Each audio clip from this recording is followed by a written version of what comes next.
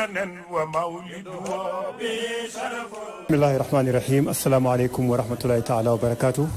mbokk yi ñuy seetaanee ci biir réew mi ak ci bitim réew ñu ngi leen di nuyu di leen nuyoo fii ci madinatu Tiwaawoon almahrusa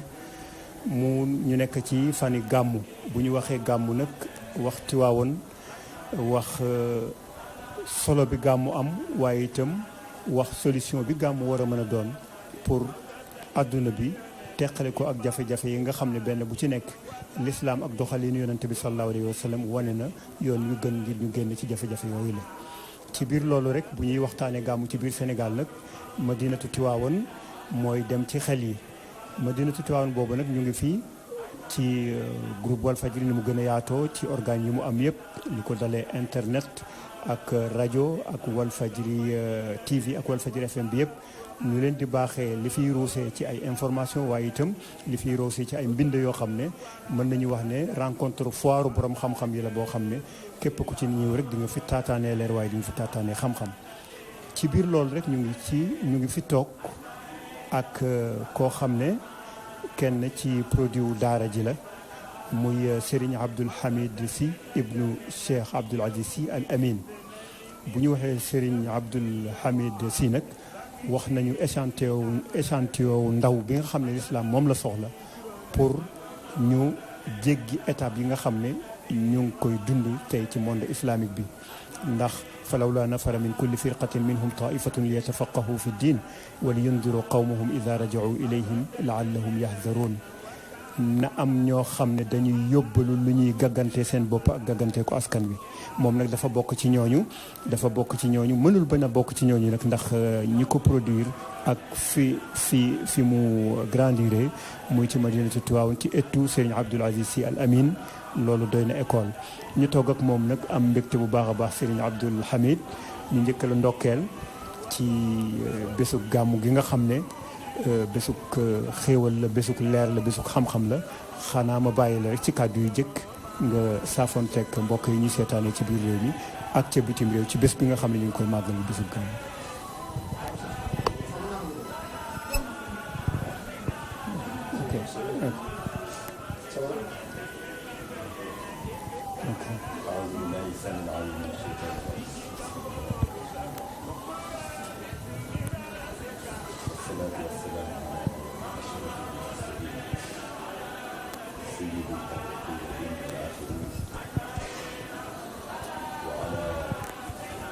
آله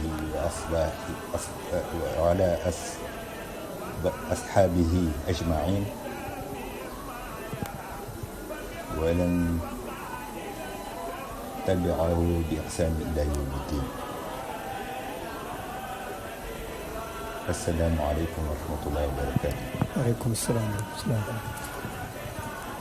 gannaaw bi ñu jubbee ci yonent bi sallallahu alayhi wa sallam ñu ngi bokk Sénégal yëpp di ci benn yóoru ci sunu xol di leen ndokkeel ci xew-xew bi ñu jëm moo di guddi màggal yonent bi sallallahu alayhi wa sallam màggal goo xamante ni fa tabarakallahu fii ci Tiwaawan suñu maam suñu sëriñ Cheikh Al Hadj Malick radiyallahu anhu moo ñu ko sàkkaloon ngir bëgg nu fàkkal yiw àdduna ak yiw àllaaxira ndax tibbi ci yonent bi sallallahu alayhi wa sallam moom mi nga xamante ni sunu boroom daf ko tagge te taggewu ko juddu waaye jikko bu rafet la ko tagge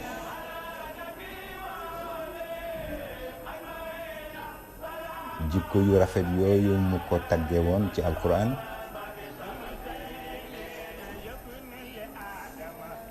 wax ni walakum fi rasulillahi iswatun xasana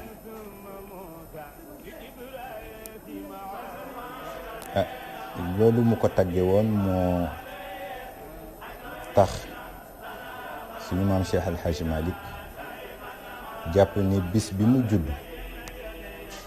war nañu fexe ba mën ci ràngoo jikko yi mu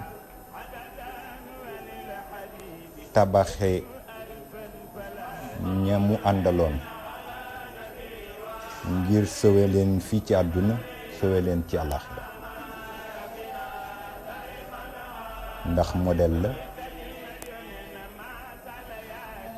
ni ko alquran waxee laqad kaana lakum fi rasulillahi iswatun xasana nekk modèle bu ñu war a reproduire suñu maam Cheikh El Hadj Malick wax ko ci mbindam yi mu def ci moom ni ala azimu layla alwiladati xisbatan ila lam yakun naxwa alxaraami udul di ci woo ñi bëgg yiw ngir ñu ñëw màggal leel ko bu fekkee ni ca màggal googu dara lu ñaaw wala lu xaram du ca topp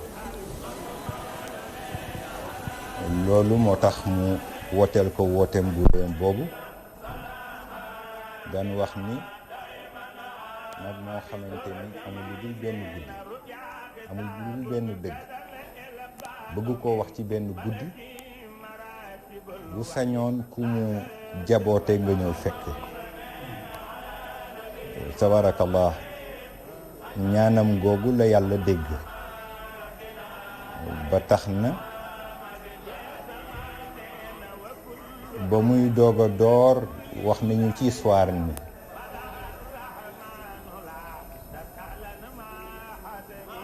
bi mu koy njëkk a def moom ak suñu maam Rawxaan Ngom ñoo daje ci jumaa ji kii jël xaaju alquran xaaju kaw alquran kii jël xaaju suuf bi ñu wax ni gàmmu gu mu njëkk gàmmu dafa xawoon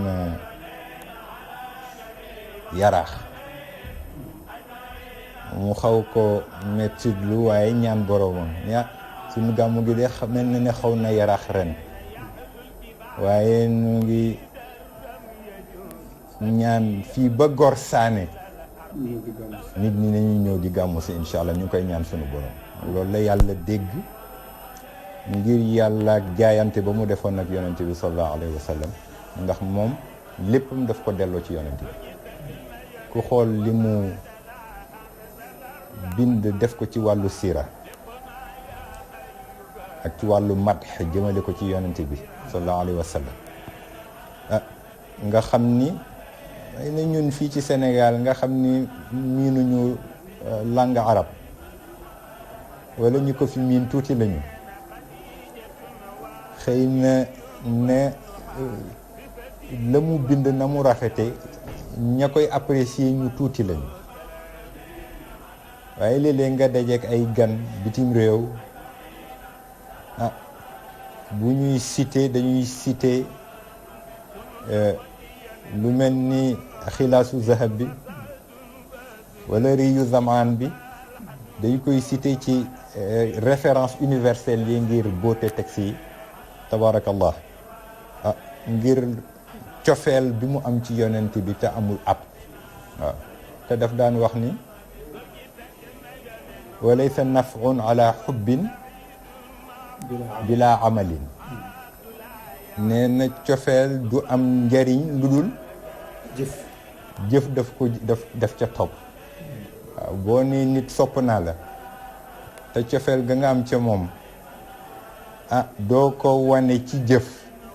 cofeel ga dañ koy buñ ko doon peser day xaw a woyof waaye bu fekkee ni jëfa ko topp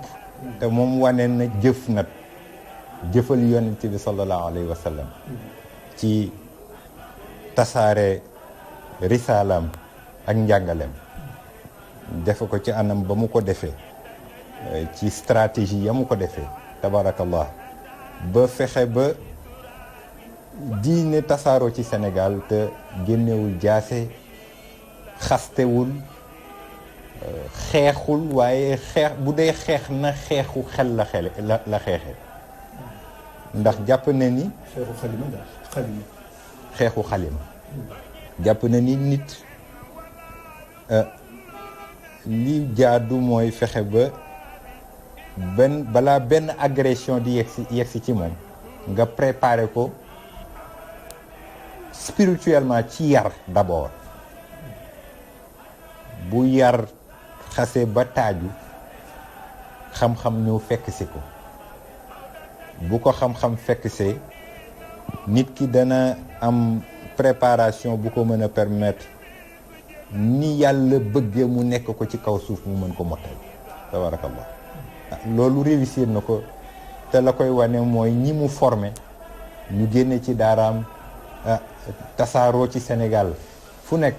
ñamu dajale woon ca njarnde toppatoo leen ci wàllu xam-xam ak yar ci anam ba mu ko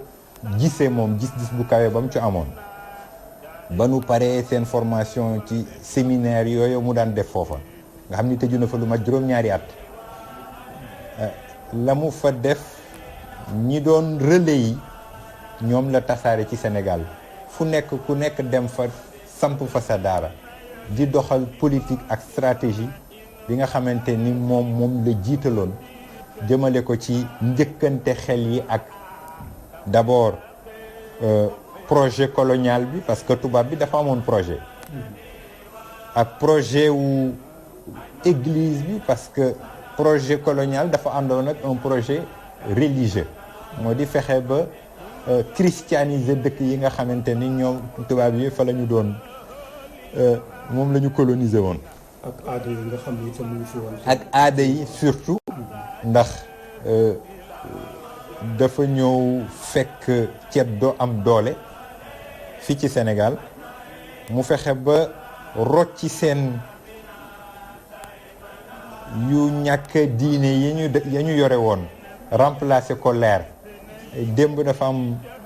kenn ku ma laaj ci question ni ma li ma jaaxal ci Cheikh Al Hadj Malick mooy ni mu fexee ba ñi daan yor ndënd yi ci pénc mu mel ni Tiwaawan ak Kajoor mu transformé leen ba ñooy ilimaani jàkke yi mun ma loolu daf ma yéem ma ne ko parce que gisul ci ñoom lu dul ni nit ku nekk projet sunu borom nga ak foo mën a jóge ak luy sa histoire ak luy sa waaso projet sunu borom nga la yàlla bëgg ca moom la fexe ba mu sax ci yow te utiliser wul violence utiliser wul yar utiliser wul kàcciri di jëfe na yonent bi sallallahu alayhi wa sallam daan jëfe ñuy gis na mu doon jëfe li ñuy wax ci tubaab naan prêcher par l'exemple mooy loo bëgg nit ñi topp la ci da ngay fexe ba yow nga njëkk leen ci. mooy uswatul xasana bi nga wax sànq. uswatul xasana bi ñu doon wax. te foofu sax bu ma xoolee ci sa biir wax dafa mel ne li tax Cheikh Seydi Hadji Malick Sy réussir dafa réussir d'abord ci créer ay yeneen El Hadji Malick yoo xam ni. dañuy tasaaroo ci biir Sénégal. mu nekk loo xam ne itam mooy doxalinu yonent bi sallallahu alayhi wa sallam ak ci saxaabaam yi nga xam ne ci à travers ñoom la l'islam tasaaroo. mu mel ne doxin woo jëkk woowu mooy doxinu mujj wi.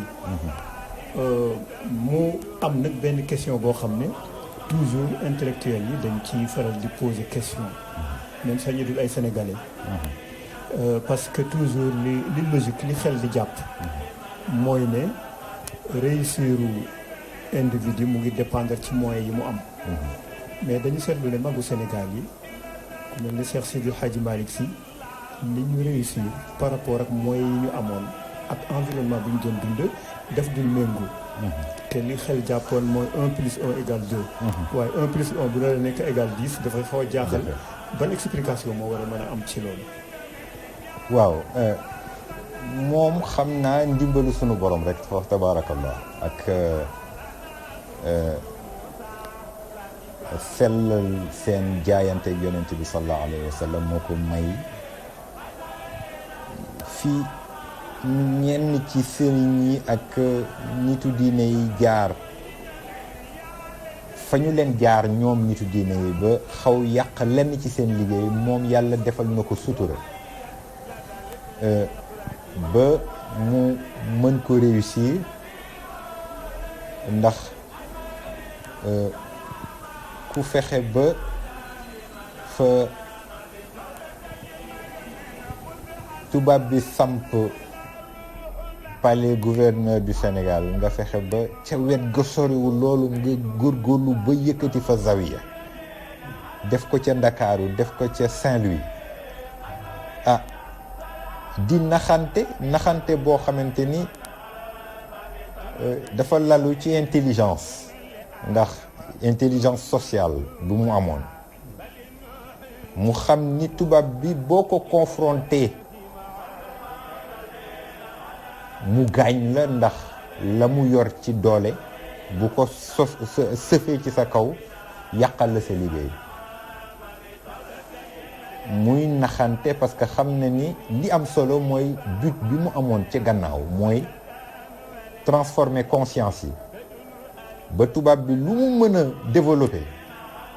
ñooña préparé na leen ba nga xamante ni modèle ba tubaab bi indi du leen mën a fëkk donte moyens yi bëriwul woon fa tabarakallah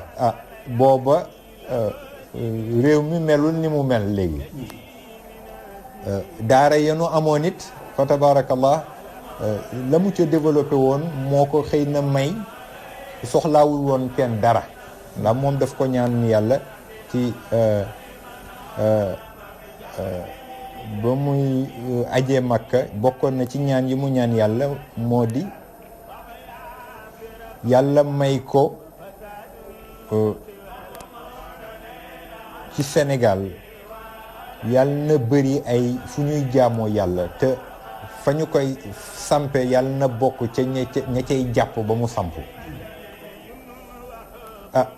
mu ñaanit ni yàlla na ko yàlla may fu muy tuure ñaqam ndax bëggul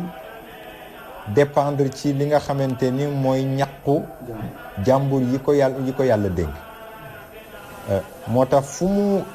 ubbi daara rek dana am tool bu mu teg ci wetam te defu koy ci benn forme buy xaw a niru exploitation wala dara moo di nit ki fexewoon na ba ñi muy jàngal dana topp seen alluwa fa mu war a yegg mais dana leen mën a permettre ñu am métier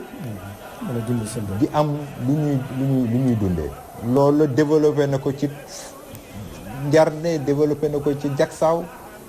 développé na ko fii ci Tivaouane ak ca Gossas mu nekkoon loo xamante ni moo ko permettre mu mën yor njaboot yi ko yàlla booleeg moom te du niru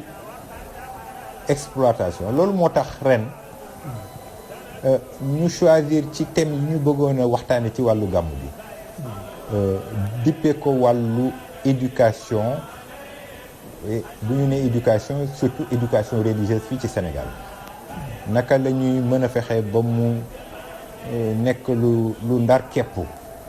jaar fa mu war a jaar ba tabax modèle bi nga xamante ni moom la ñu soxla ci doomu aadama et surtout ci ndaw ndax ndaw ñi ñooy avenir u réew mi et ñu gis ni phénomène yi am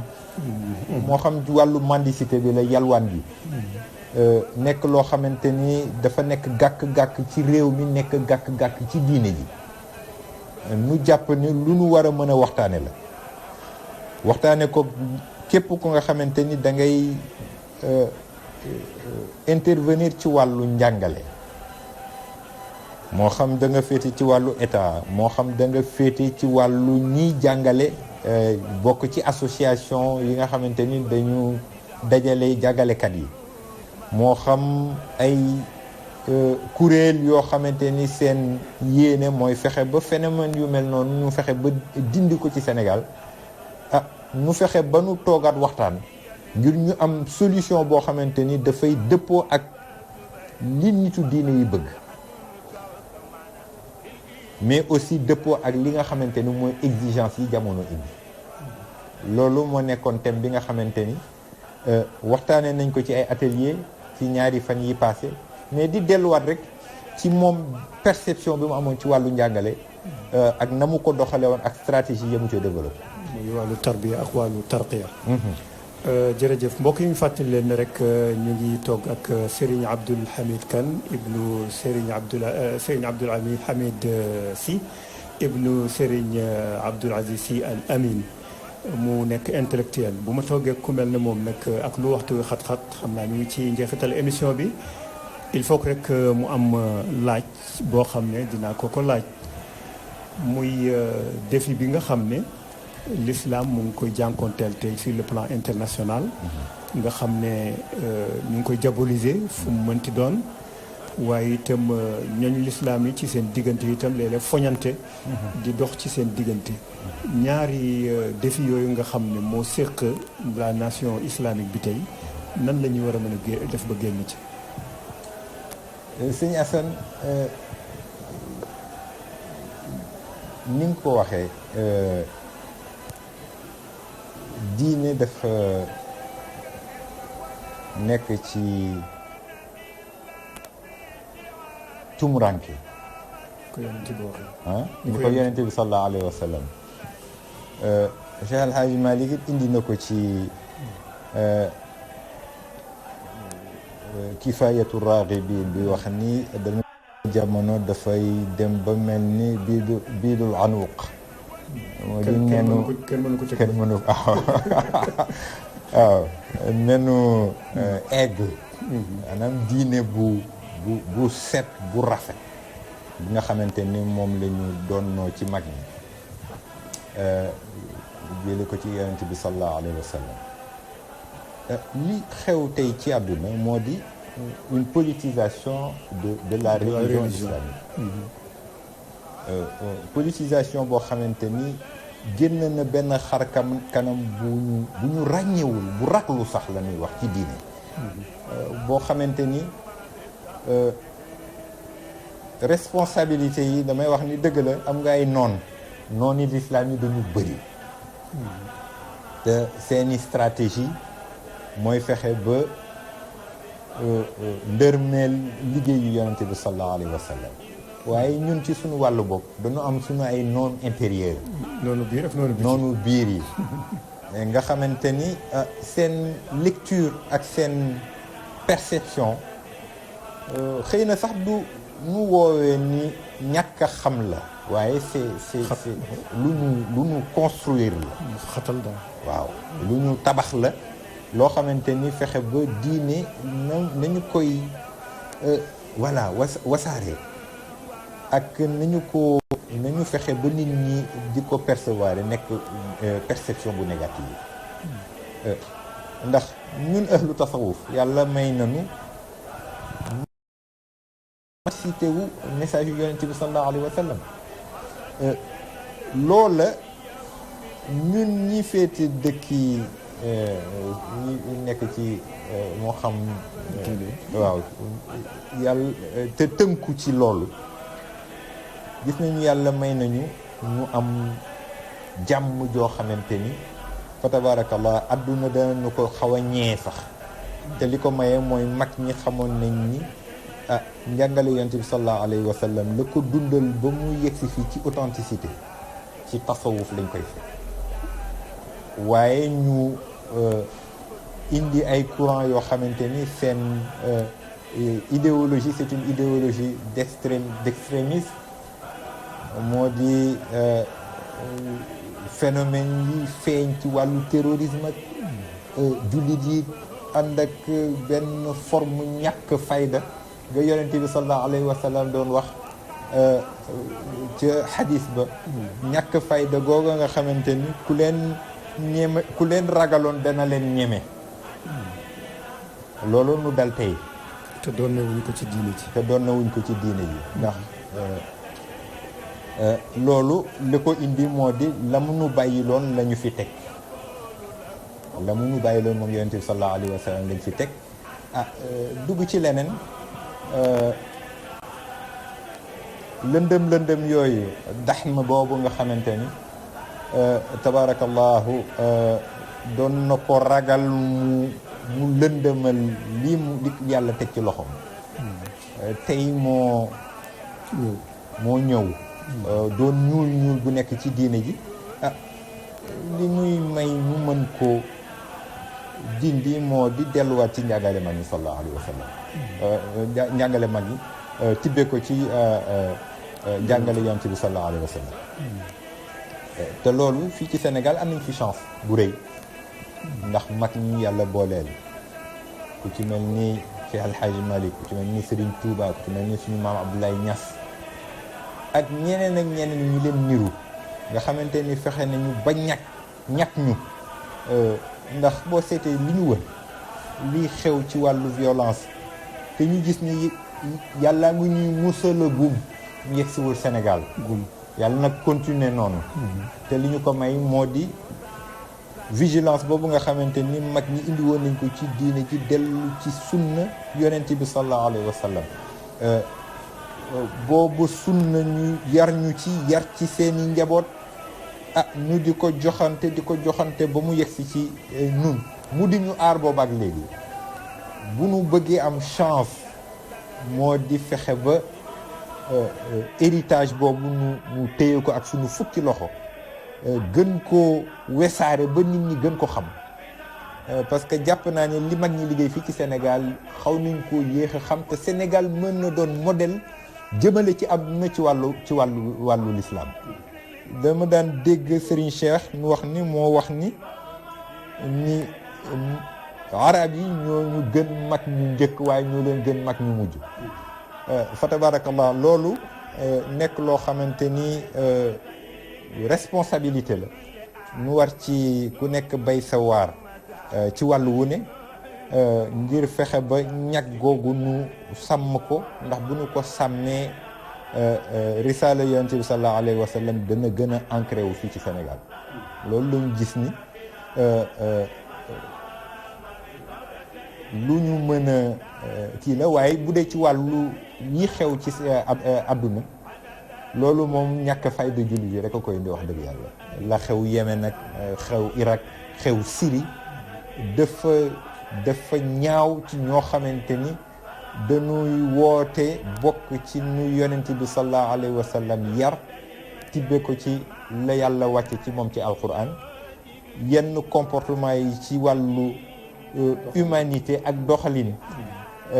da ngay mujj sax doy waar nit ñi mel ni ay bàyyam comme ni nga ko waxee mu nekk njaxas diggante diine ak politique. voilà loolu rek ko indi. bu boobaa dootul nekk ci diine. dootul nekk ci diine dootul nekk ci politique. jërëjëf Serigne Abdoul Hamid Sy. mu nekk waxtaanu am solo ñu seqoon ko ak Serigne Abdoul Hamid Sy ibnu Serigne Abdoul Aziz Sy Al Amin fii ci madinatu Tiwaawan al Mahrousa mu nekk waxtaan woo xam ne ay junj la yoo xam ne benn tomb bu ci nekk rek mën na nekk waxtaanu boppam. xam naa du ñàkk beneen jamono ñu ñëwaat taataanaat loo xam ne dinañ ko mën a partager ak yéen ci xam-xam ak vision bu leer bi nga xam ne moom am na ko moom Serigne Abdoul Hamid Sy ñu sant ko bu baax a baax gërëm ko ci leeral yi waaye sant ko itam gërëm ko ci disponibilité bi lépp rek nekk ci li nga xam ne ñu ngi koy taxawee ci wàllu gàmmu bi ci biir ëttu borom xam-xam yi nga xam ne ñoom ñoo alimenté li nga xam ne moo tax gàmmu gi jóg wa mawliduhu bihi sharafun wa xiirun nekk li nga xam ne mooy cëslaayu li nga xam ne mooy sujet ren bi mu nekk lu am solo mu nekk kàddu yoo xam ne kàddu yu gàtt la waaye yu ëmb lu solution la ci àdduna bi.